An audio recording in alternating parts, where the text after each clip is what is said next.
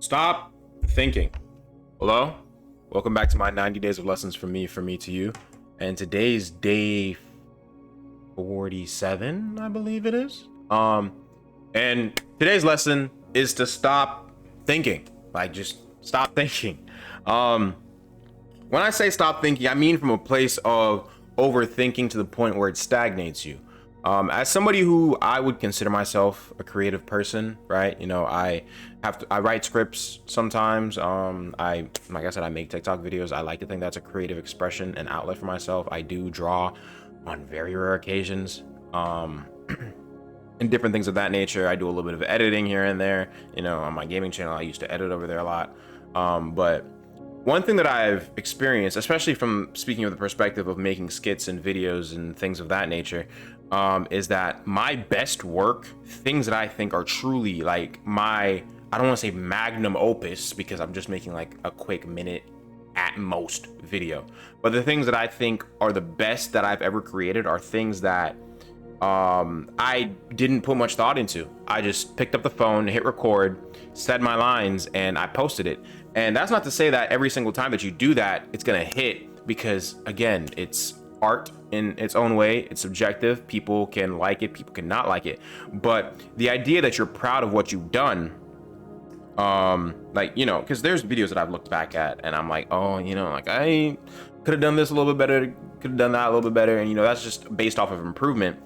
But to truly look back at something that you've done and you've been like, yeah, man, I really, truly think I put my all in that. Like, I truly think this could not get any better. It usually comes from the state of not thinking. And, you know, there is a term for this. It's the flow state, right? It's where you work best. Whether you're studying, you're being creative, or working, or doing something of that nature. It's like once you're in that flow state where your mind, it's not bogged down by outside stimuli, or maybe just internal stimuli, where you're overthinking about these certain things, thinking about what you're going to eat tomorrow, what you're going to eat after this, what you're going to do after this, what you're going to do after that, and it holds you back from working to your fullest potential. Overthinking, or just period thinking too much. There's nothing wrong with putting thought into things. Like, putting thought into things, it's good. But when you're in a moment and you're thinking about it too much, you rob yourself of that moment, and there may be times where you mess up throughout that moment. I don't know how many times you've ever given a speech and you realize that the more that you think about the speech, or the more you think about giving the speech while giving said speech, it trips you up, right? It makes you stutter, it makes you overthink yourself, it makes you second guess yourself. Oftentimes, one thing I've heard is that the first option that you choose for anything is oftentimes the correct answer. But once you overthink and you go back and you say, like, you take an exam, right? You're taking a English exam. I'm going to say math, but with math you can do work. Taking like an English exam or like a biology exam or something of that nature, because I can speak from experience on that.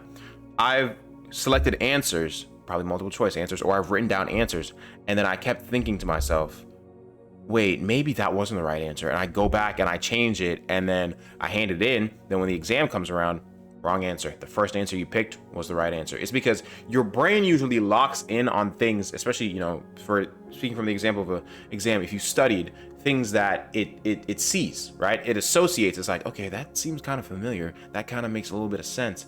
And then you can rationalize it. But if you rationalize it and then you keep thinking about it, it messes it up. Like, you know, I was watching this video earlier and it spoke about Michael Jackson, who's arguably the greatest musician of all time. I'm not going to argue with you on that one. I don't care how parents aside, we ain't gonna talk about that. He's been doing this since he was fucking 5 years old, bro. Like, and Michael Jackson's still here today, and he's still gonna be here. Michael Jackson's a classic. He's always gonna be there. But he said that, you know, again, I'm shifting from the example of a exam to being a creative. It's that he's written so many hits, of course, we've all heard Michael Jackson. And he said that if he ever sits in front of the recording booth and he's like, all right, I'm about to make the absolute best song that I've ever made my entire life, and nothing happens, right? He said that most of the times, those songs that he made that there were hits they just came to him. They were just spurts of inspirations that he took advantage of. And I, again, speaking from the perspective of skits, if I realize that if I sit down and I truly force myself to make a skit, if I sit down, I'm like, all right, I need to force myself to make an idea so I can make a skit, so I can make it be funny, it's trash. It's trash. If I force myself to make one of these videos, right? If I force myself to come up with an idea and come here and sit with it, especially for this, because I need to speak from experience with this. I need to speak from, lessons that I've learned and giving them towards you. So yeah, I can put some thought behind this channel, but if I start overthinking different things while I'm doing this, because again, most of this is off the dome because I want it to be like a diary for you. I want you to understand where I was, what my mindset is, what's going on with me. And if I'm here overthinking, it robs it of that. It robs it of the authenticity, right? And that's the thing with life. The authentic things that we experience and the authentic things that we create and make, it's oftentimes the best. It's just, it's the best. I can't even really add on to that. It's the best because you can feel it. You experience it. There's so much out there. I'm watching, I watched Sinners again last night. I saw it in IMAX. Oh my God, it was beautiful. Saw it in IMAX. The ticket's expensive as shit. Went there on a date. Tickets expensive as shit. $52 for 2 fucking tickets. $26 a ticket. Fuck. Anyways, back on topic. Yeah, went there and I saw that, and I mean, Ryan Coogler didn't exactly speak to the fact of it being an inspiration, but it was inspired by people that he knows. His family, his history, how he grew up, and things of that nature. And it was like, he's like, oh yeah, I wrote that script and probably he wrote it like 3 years ago. Blah blah blah.